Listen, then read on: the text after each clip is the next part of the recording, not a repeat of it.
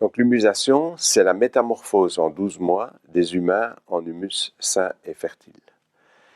Donc c'est un mode de sépulture qui s'inspire totalement du modèle de la forêt, qui fonctionne depuis la nuit des temps.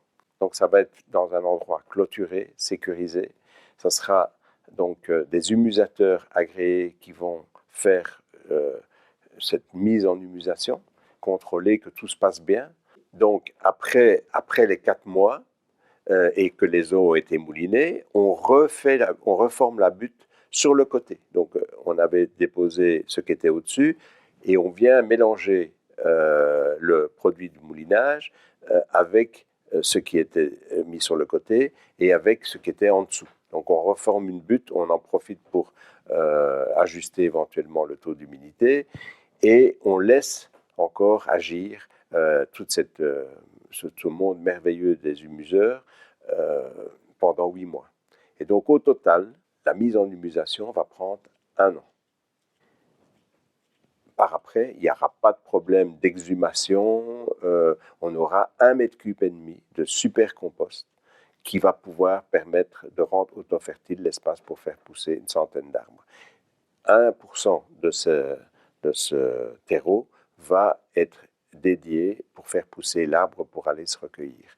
Et ça, tous les arbres pour aller se recueillir seront dans un bois du souvenir qui sera aménagé dans chaque commune. Donc, le centre de humusation, c'est un par région, comme les crématoriums. Par contre, le bois du souvenir, c'est comme les cimetières, au moins un par commune. Et où on va regrouper tous les arbres qui vont pousser grâce à tous les défunts qui se seront fait humuser. La microfaune qui vit dans les tout premiers centimètres du sol, donc maximum une quinzaine de centimètres, va avoir vraiment le milieu idéal pour venir faire ce qu'elle fait naturellement avec ce qui tombe des arbres et ce qui traîne sur le sol en forêt. Et donc elle va venir d'une part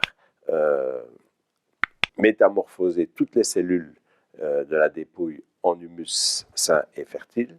Je vous présente ici, c'est le tas de compost dans lequel on a recyclé des animaux, dont notamment un bélier. Et ce bélier s'est décomposé environ en une année. Et donc, on a récupéré la laine et compagnie.